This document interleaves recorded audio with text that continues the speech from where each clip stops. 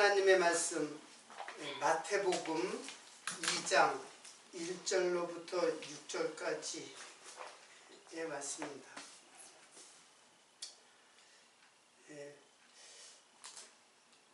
봉독해 드리겠습니다. 마태복음 2장 1절로부터 6절까지.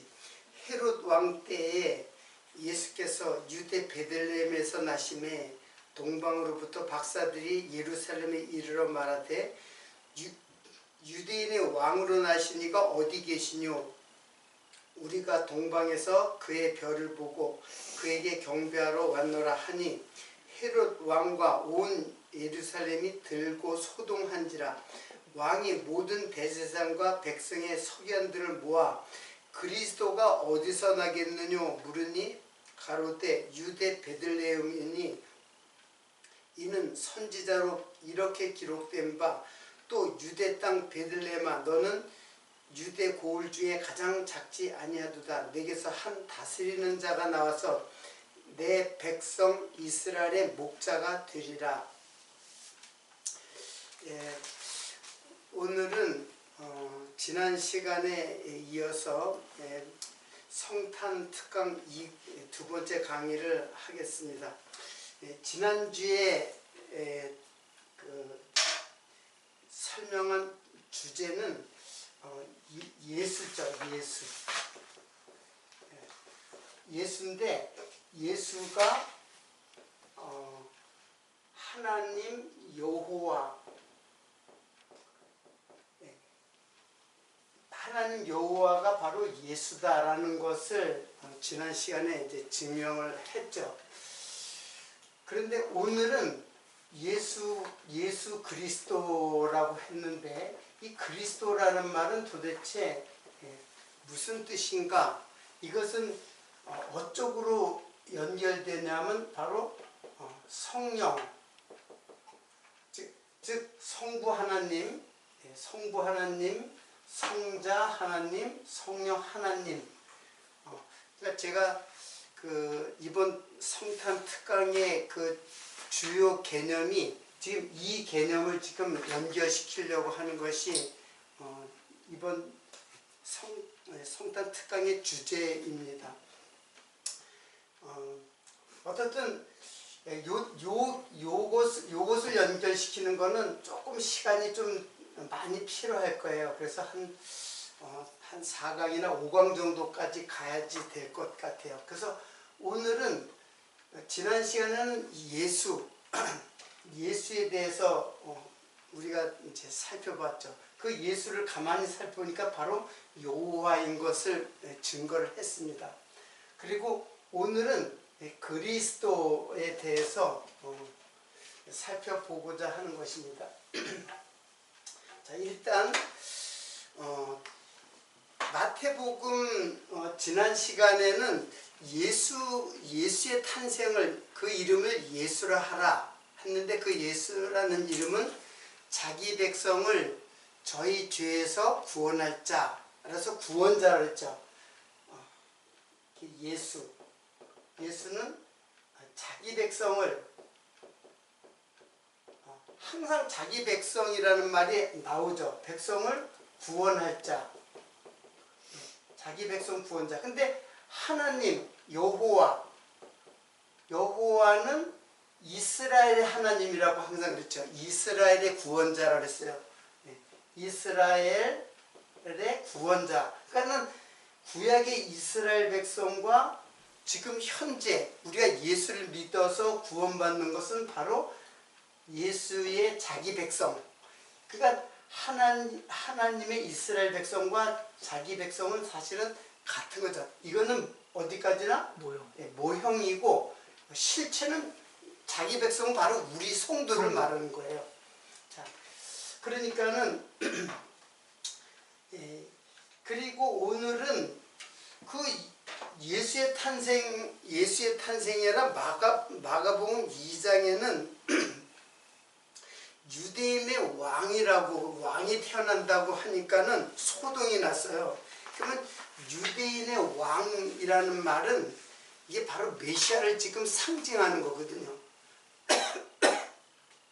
그러니까 유대인의 왕이라고 하는 것은 유대인에게는 메시아가 탄생하는구나 라고 이제 생각을 한단 말이에요. 근데 동방에서 별을 보고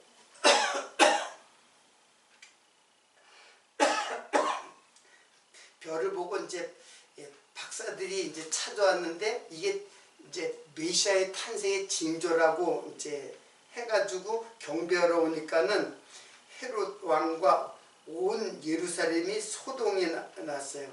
그리고 왕이 이제 대제사장에게 이제 묻습니다. 그리스도가 어디서 나겠느냐? 여기서 그리스도라는 말은 메시아가 어디서 나겠느냐 하는 말이에요. 가로되 유대 베들레헴이 이는 선지자로 이렇게 기록된 바 유대 땅 베들레헴아 너는 유대 고을 중에 가장 작지 아니하도다. 내게서 한 다스리는 자가 나와서 내 백성 이스라엘의 목자가 되리라. 그래서 지금 마태복음 1장에는 분명히 예수의 탄생인데 그가 바로 헤로드 왕과 유대인들은 그리스도의 탄생이라고 이제 하는 거예요. 그래서 도대체 그리스도라는 말은 무슨 뜻인가를 오늘 집중적으로 이제 조명을 하려고 합니다. 자, 근데 그 전에 어떤 말씀이 있냐면은 마태복음 1장에 이제 예수의 탄생이죠. 1장 23절에 보면은 그거 제가 읽어드리겠습니다. 지난 시간에 그 인용한 말씀이에요. 보라, 처녀가 잉태하여 아들을 낳을 것이요 이름은 임마누엘이라 하리라. 자, 처녀가 잉태하여 아들을 낳는데 임마누엘이라 하리라. 자, 그러면은 지금 예수의 탄생을 두고 그리스도의 탄생이다라고도 얘기를 하고, 그리고 그 처녀가 잉태하여 아들을 낳을 것이요 그 이름은 이것도 예언이에요. 그래서 임마누엘이라 하리라 이제 그랬어요. 그래서 임마누엘부터 먼저 공부를 하면은 임마누엘은 하나님이 우리와 함께 계시다. 이제 그런 뜻이에요. 얘는 하나님과 함께 계시다. 이제 그런 뜻이에요. 자, 하나님이 우리와 함께 계시다. 이렇게 해놓고 그 임마누엘을 찾으면은 이게 이제 엠마누엘이에요. 원래 그 발음으로는 이제 엠마누엘이에요. 근데 이거를 사전을 찾아보면은 그리스도의 다른 이름이라 했어요. 그리스도. 그러니까 엠마누엘은 그리스도의 다른 이름이에요. 그러면 그리스도라는 말은 또 무슨 뜻이냐? 자, 이거는 요한복음 1장 41절에 보면, 요건 여러분이 찾지 말고 제가 읽어드릴게요. 그가 먼저 자기 형제 시몬을 찾아 말하되 우리가 메시아를 만났다. 이제 그렇게 했는데 메시아는 번역하면 그리스도라 그렇게 했어요. 자, 그러니까는 요거 조금 이따 설명하도록 하고, 그리스도는 이게 헬라 말이에요. 이거는 헬라 말이고, 이걸 히브리 말로 번역을 하면은 히브리 말 메시아를 번역하면 그리스도다. 그러니까 메시아와 그리스도는 같은 말이에요. 그 헬라어로 번역하니까 그리스도지 사실은 히브리 말로는 메시아예요. 메시아. 자, 그러면 메시아는 이제 그 히브리 발음으로는 마시아 흐 이렇게 돼요. 마시아 흐. 근데 이 우리말로는 이게 메시아라고 이렇게 편하게 쓴 것뿐이지 히브리 발음으로는 마시아흐예요. 마시아흐는 이거는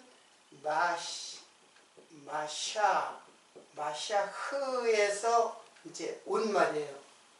그 마샤흐가 뭐냐면 기름을 붓다, 기름을 바르다, 뭐 칠하다, 문지르다, 뭐 이런 뜻이에요. 자, 기름을 붓다, 바르다, 칠하다. 어쨌든 기름하고 이제 관계가 있어요. 그래서 마시아흐는 이게 뜻이 뭐냐면 기름 부음을 받은 자. 이게 이제 마시아흐예요. 그리고 이게 바로 메시아예요. 그리고 그리스도라는 말도 이제 이거 헬라 말로 우리 그리스도라 그랬죠. 그리스도. 이것도 크리스토스. 이제 헬라 말로는 크리스토스. 요게 바로 기름 부음을 받은 자. 똑같은 말이에요. 기름 부음을 받은 자. 다만 요거는 히브리 말을 갖다 헬라 말로 하면 그리스토스 이렇게 이제 번역이 된 거예요. 자, 그러면 구약에서 기름을 붓는다라는 이 기름 붓는다라는 말은 이스라엘의 그 왕이라든가 제사장을 이제 그 직임을 줄 때 기름을 붓는 의식을 해요. 그래서 기름을 붓는다는 것은 매우 중요한 의식이기도 하고 이거는 하나의 모형이에요. 무슨 모형이냐? 기름을 붓게 되면은 어떤 일이 생기냐 하면은 이게 사무엘상 여기에 이제 나오는데 이거 찾기 힘드니까는 요거 제가 그냥 간단하게 읽어 드릴게요. 사무엘상 16장인데 제가 읽어 드릴 테니까 한번 들어보세요. 이에 보내어 그를 데려오매 그의 빛이 붉고 눈이 빼어나고 얼굴이 아름답더라. 여호와께서 가라사대 이는 그니 일어나 기름을 부으라. 사무엘이 기름불을 취하여 그 형제 중에서 그에게 부었더니 그날 이후 다윗이 여호와의 신에게 크게 감동되니라. 사무엘이 떠나서 라마로 가니라. 지금 요 사건은 뭐냐면 사무엘이 그 이스라엘의 왕이 될 자에게 기름을 부으려고 하는데 2세의 아들들이 있었어요. 근데 2세의 아들들이 많이 있었어요. 근데 다윗 2세 아들에게 이제 기름을 부으려고 왕에게 기름을 부으려고 했는데 기름을 부을 자가 없는 거야. 사무엘이 볼 때. 그래서 아들이 이게 다냐? 그랬더니 막내는 아직까지 그 들에 양을 치고 있습니다.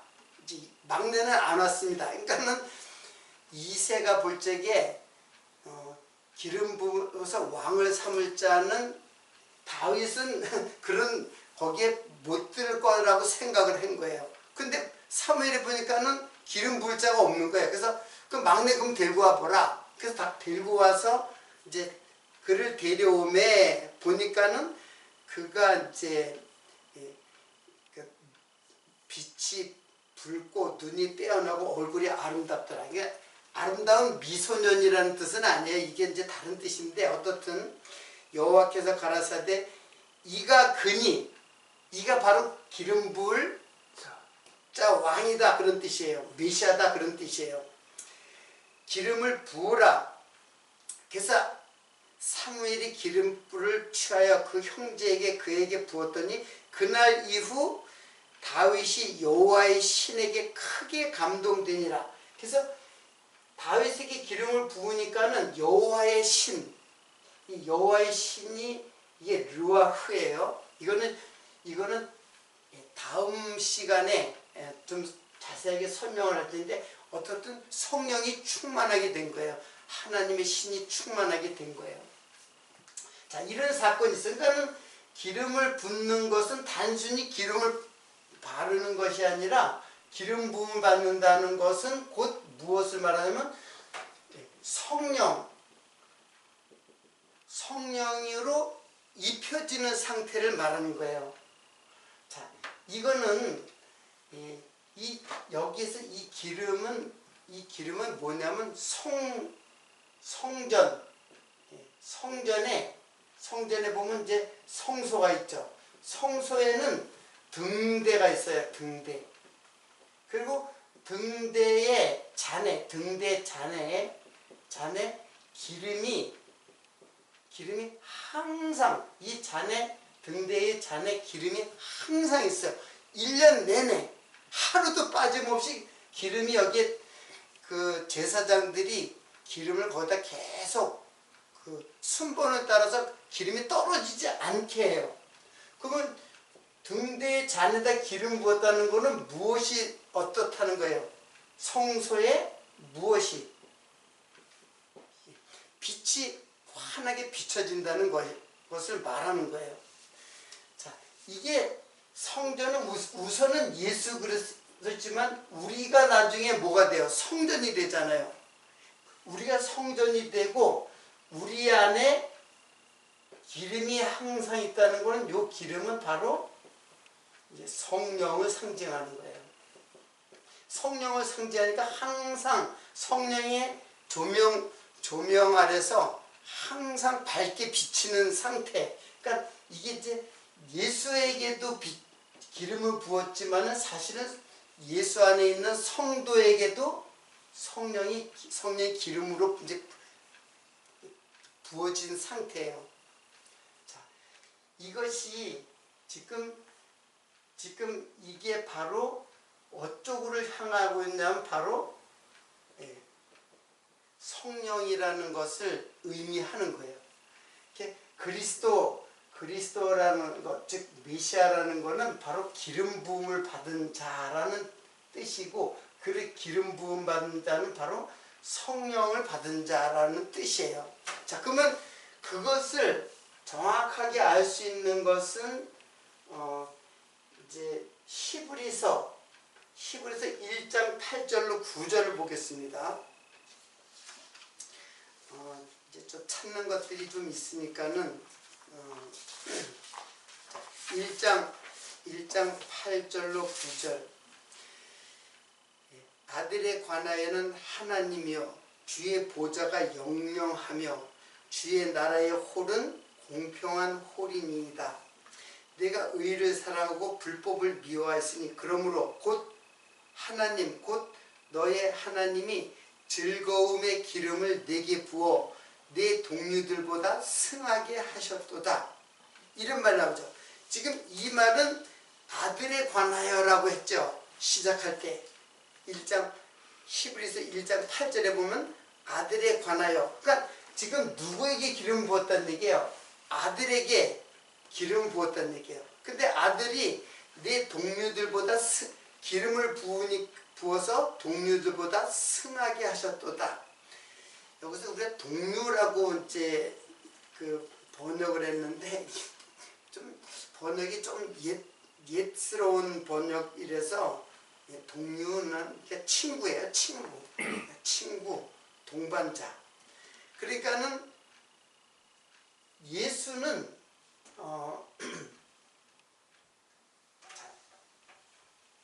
예수에 대해서 조금 정확하게 하는데, 그러니까 예수의 탄생이 그리스도의 탄생이라 그랬잖아요. 지금 똑같은 말이잖아요. 예수의 탄생과 그러니까 예수는 육체를 말하는 거예요. 육체를 말하는 거고, 육체의 예수에게 성령이 씌워져 있다, 이렇게 보면 되는 거예요. 그러니까 그리스도라고 이제 보는데, 그리스도는 기름 부음을 받은 자잖아요. 그러니까 기름 부음을 받은 거는 성령을 받은 자라는 뜻이에요. 그러니까는 예수는 육체를 말하는 거고, 그리스도는 성령을 받은 자니까는 바로 영을 말하는 거예요. 하나님의 영. 그러니까는 예수는 육체는 그냥 잠시 잠깐이에요. 그렇죠. 육체를 입은 거는 2000년 전에 33세라고 하는, 태어나서 33년 동안 육체를 입은 거죠.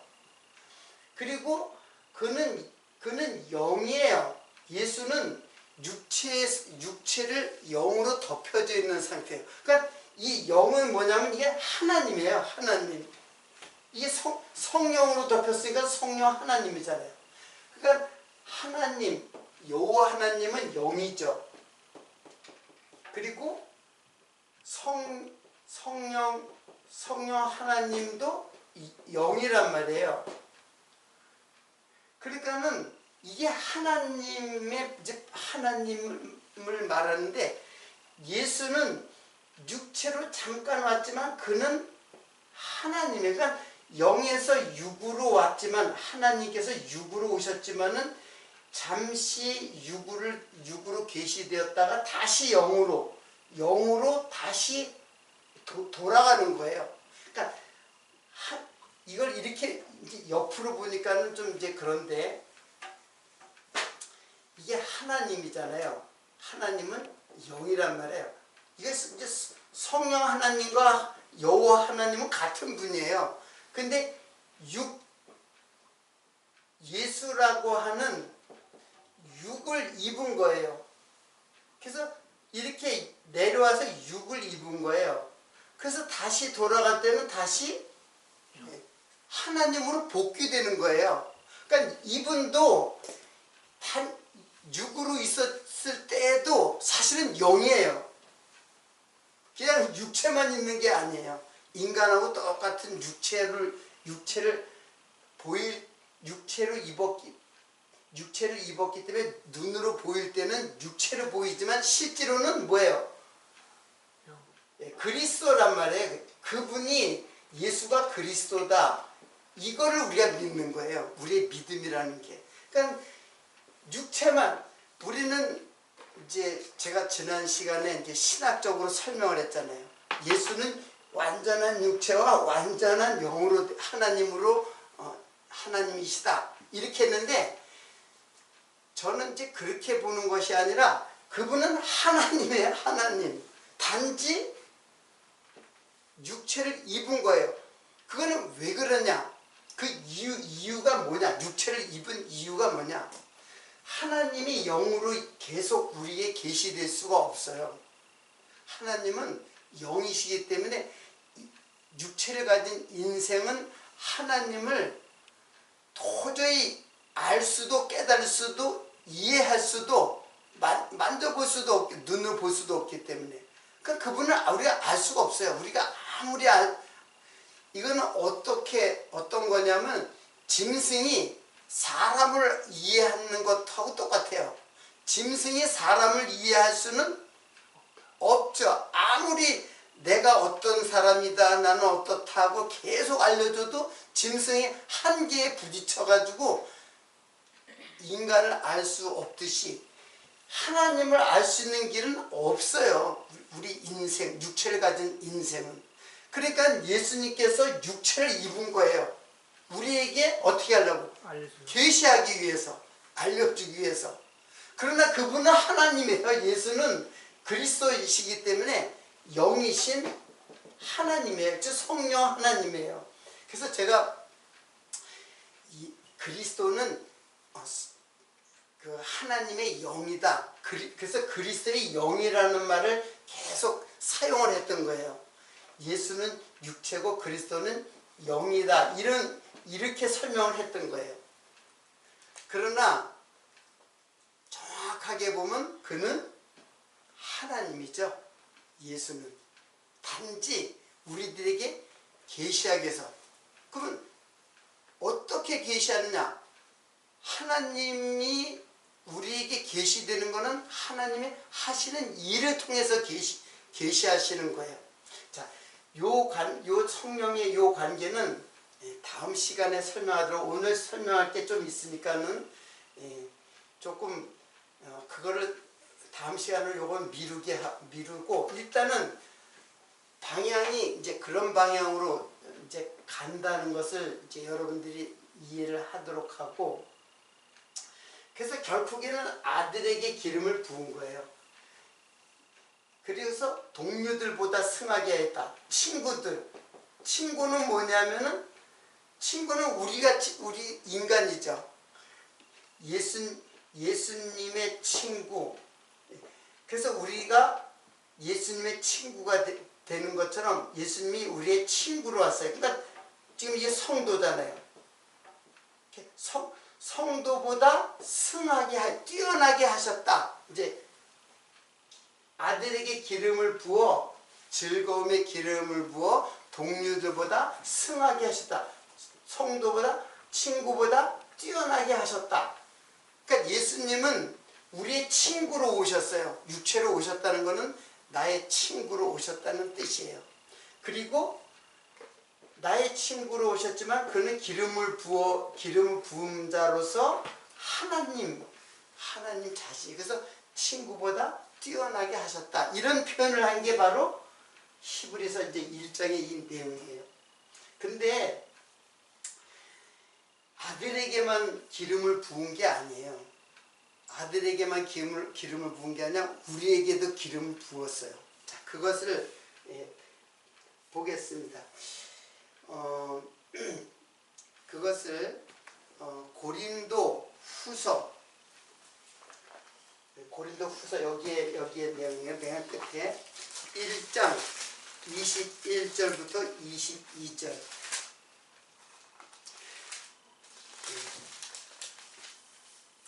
우리를 오늘 본문 말씀을 자세히 봐야 돼요. 이제 그 내용들을 이제 이해를 하고 우리를 이제 우리 성도죠. 너희와 함께 그리스도 안에서 견고하게 하시고 우리에게 기름을 부으신 이는 저가 또한 우리에게 인치시고 보증으로 성령을 우리 마음에 주셨느니라. 자, 그러니까는 우리 친구 성도에게도 우리에게도 뭘 부어줬어요? 기름을 부어줬어요. 기름을 부어줬는데 그 기름을 부어준 것이 바로 성령을 우리 마음에 주셨느니라. 그러니까 기름 부음이 곧 뭐예요? 그게 바로 성령을 우리에게 주신 것을 상징하는 것이에요. 이거는 성소에 항상 기름이 있게 함으로 말미암아서 성소의 빛을 갖다가 항상 환하게 밝혀주시는 것은 바로 우리 마음속에 성령을 주셔가지고 즉 기름을 부어서 성령으로 우리 어두운 마음을 비치게 하는 거예요. 이게 성전이 된 우리들의 마음속에 성령이 함께 있는 거예요. 그래서 아까 임마누엘이라는 말이 뭐예요? 이게 하나님이 우리와 함께 계시다. 이 말의 뜻이에요. 항상 함께 계세요. 우리 세상 끝날까지 성령이 우리 마음속에 딱 들어오면은 세상 끝날까지 항상 함께 계세요. 그러니까 성전의 불이 꺼지지 않고 계속 밝혀지는 것처럼 항상 있어요. 근데 우리가 생각할 때 저도 마찬가지고 육체를 가진 우리는 사실 또 죄에 노출돼 있잖아요. 아예. 그래서 늘 죄를 갖다 이제 먹고 사는 거예요. 그런데 그런 육체 속에 성령이 항상 우리 마음속에 있는 거예요. 그런데 우리가 이제 살다 보면 죄를 짓기도 하고, 그래서 제가 항상 육의 소욕과 예수님처럼 예수님은 육체를 갖고 있고 육체와 영을 함께 갖고 있지만 사실은 영이 육체를 완전히 장악하기 때문에 죄를 짓지 않죠. 예수님 자신은. 그러나 우리는 어때요? 육체와 성령이 함께 존재해요. 그래서 죄를 짓기도 하고 또 성령의 소욕대로 하나님의 말씀을 따라서 사역을 하기도 해요. 두 개를 하는 거예요. 우리들은. 예수님은 육체를 가졌지만 그는 시험을 받으시되 죄는 없으시니라. 히브리서에 나오거든요.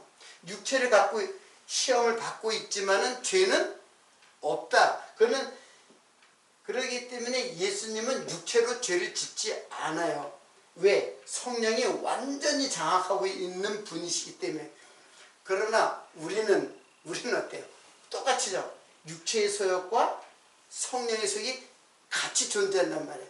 그래서 어떤 때는 육체의 소욕을 따라서 죄를 짓기도 하고, 그리고 성령의 소욕을 따라서 성령의 사역을 하기도 하는 아주 이상하고 신비스러운 존재가 바로 성도예요.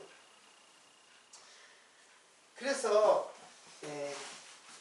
아들에게만 기름을 부은 게 아니라 우리 성도에게도 기름을 부은데 그것이 바로 성령을 받은 것이다. 자, 이것을 요한일서를 통해서 더 확인을 해보도록 하겠습니다.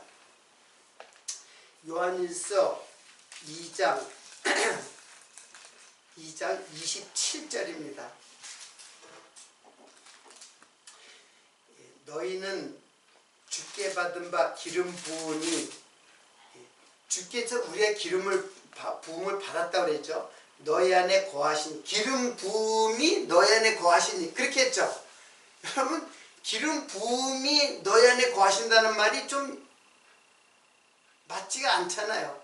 이 기름 부음이 너희 안에 거하시다. 그러니까 이걸 어떻게 바꿔야 돼요?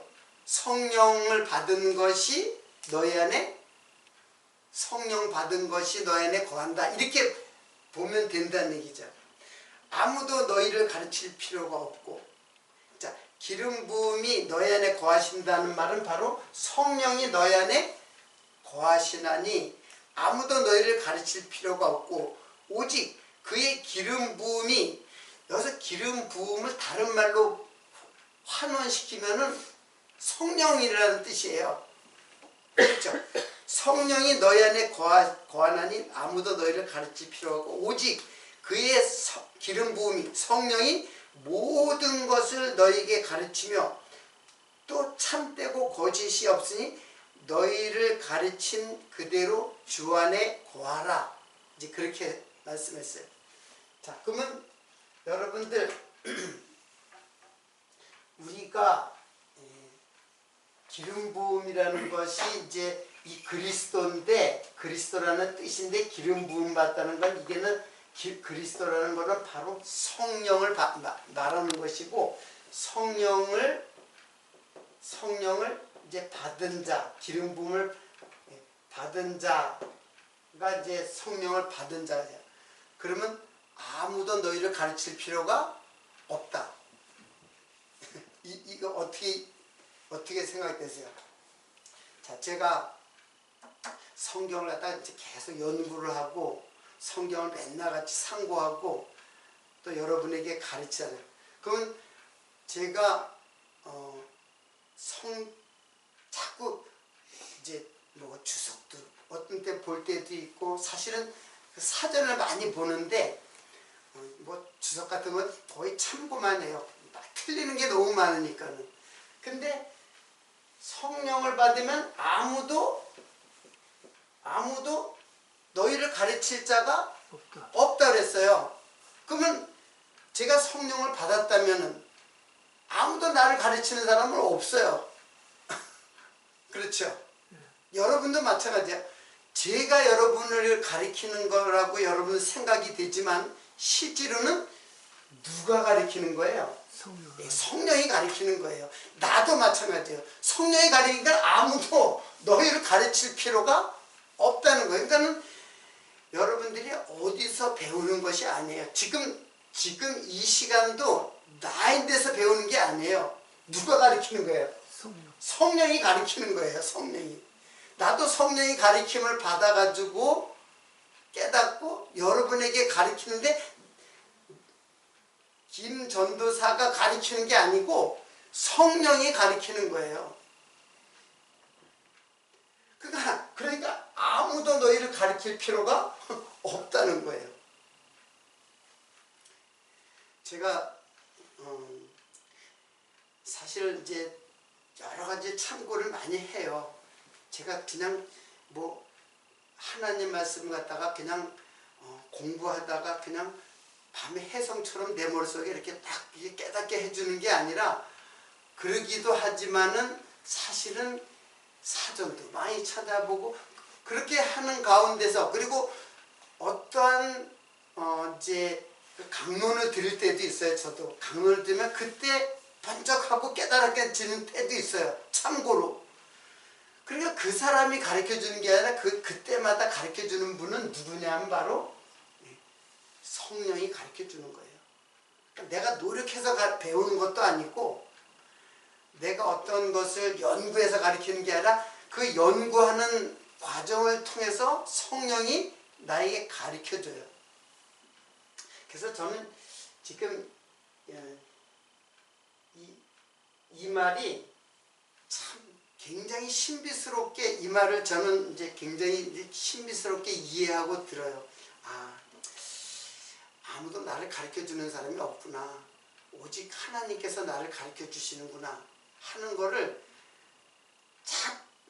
매번 그런 거를 깨달아요. 계속 깨닫는 것이 이런 말씀이에요.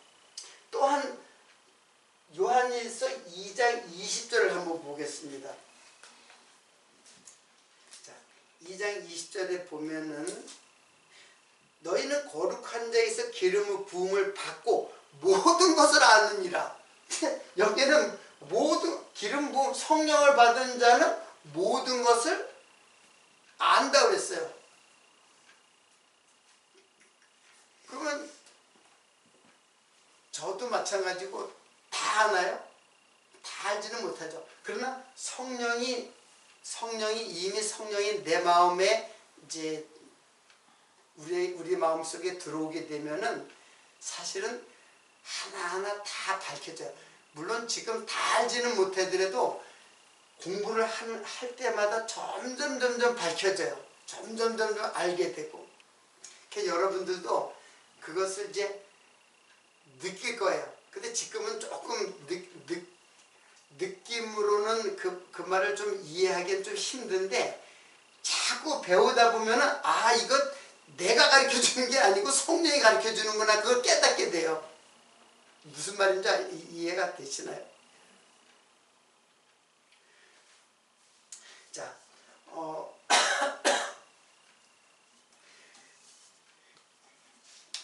그러면은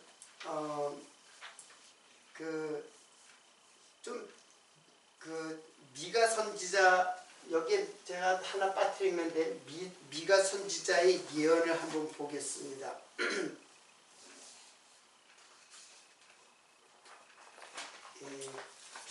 미가 선지자가 이게 5장 2절에 있어요. 미가서 5장. 이게 마태복음이 아니에요. 미가서예요. 구약의 미가서. 베들레헴 에브라다야, 너는 유대 족속 중에 작을지라도 이스라엘 다신 자가 네게서 나올 것이라. 그의 근본은 상고의 태초에니라. 이렇게 나와요. 그러니까 여기서 베들레헴 에브라다야, 이 에브라다라는 말은 이제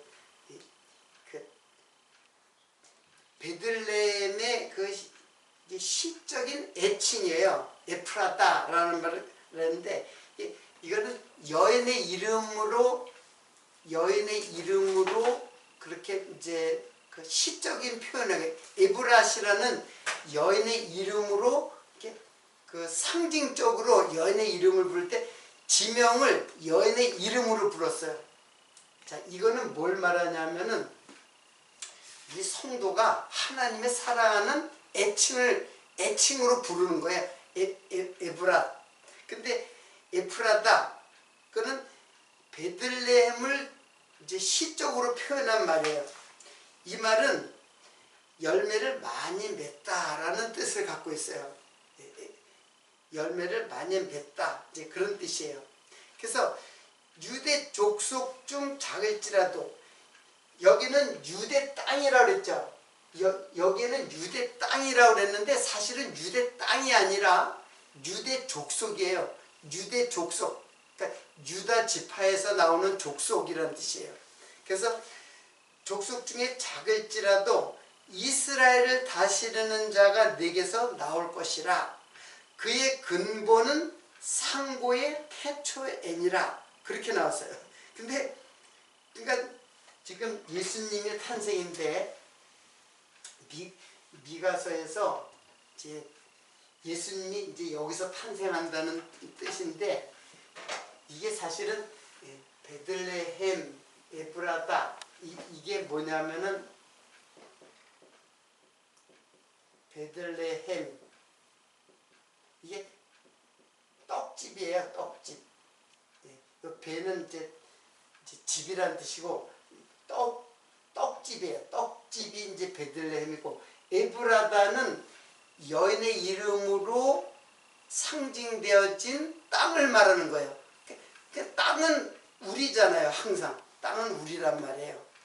성도인데 하나님이 여기에다가 복을 내린 거예요.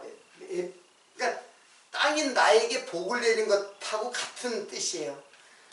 그리고 떡집이에요. 떡집.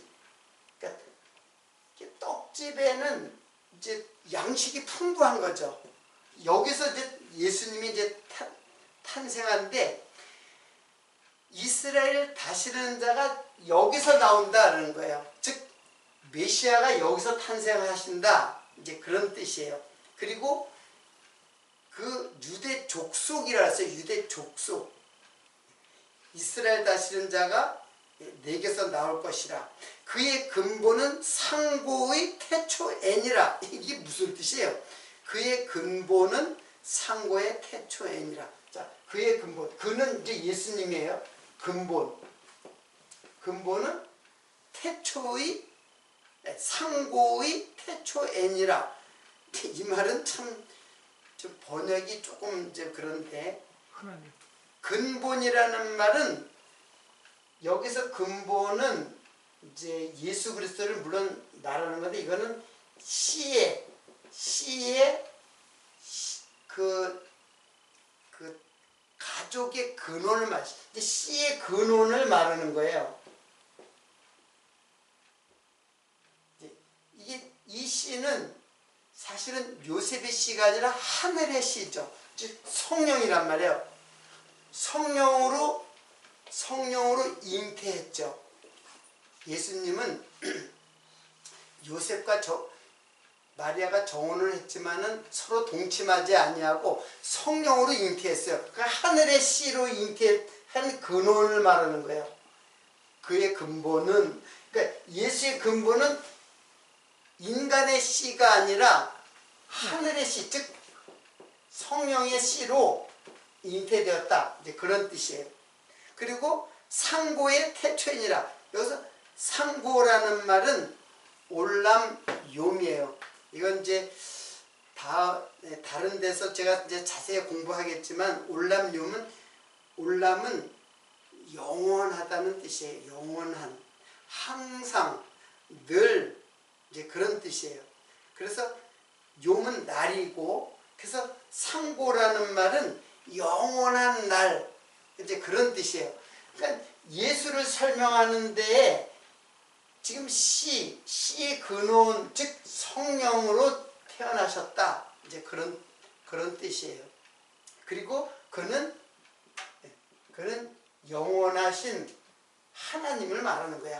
영원한 날, 하나님이 예수를 지금 소개하고 있잖아요.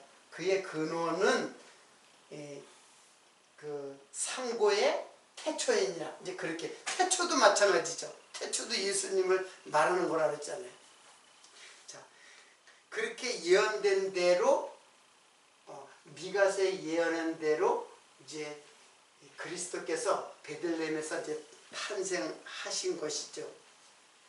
자, 그래서 에브라다는 이제 열매를 많이 맺는 아름다운 여인, 그러니까 누구를 말하는 거야? 다 성도를 말하는 거죠. 땅이니까는. 자, 그러니까는 이제 이것을 에브라다라는 말은 이제 예수의 씨는 이제 성령의 씨죠. 근데 그게 예수의 씨가 이제 우리들에게는 우리들에게 떨어지게 되면 많은 열매를 맺는 성도를 지금 상징하고 있는 거예요. 그래서 내 백성이 이스라엘의 목자가 되리라. 내 백성 이스라엘의 목자가 되리라. 자, 예수님은 이제 목자죠. 그리고 많은 열매를 우리는 그의 기르는 양이 되어서 많은 열매를 맺어서 교회가 번성할 것을 여기에 담고 있는 말이에요.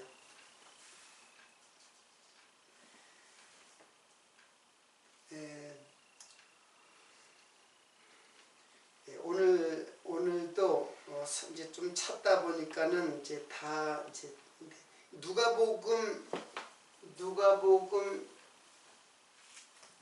2장 21절을 제가 이제 다른 데서 적었는데,